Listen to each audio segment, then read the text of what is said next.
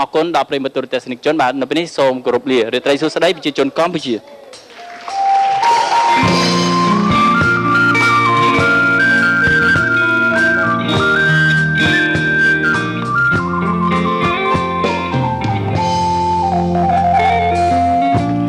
យើងជាបងប្អូនព្រៀបដូចក្បូននឹងទូង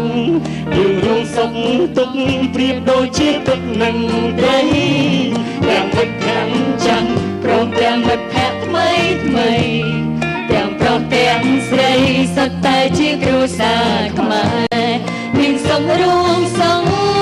មានទុក្ខរួមទុក្ខថ្ងៃនេះថ្ងៃមុខមិត្តភាពនៃតែដដែលពាក្យថាបងប្អូន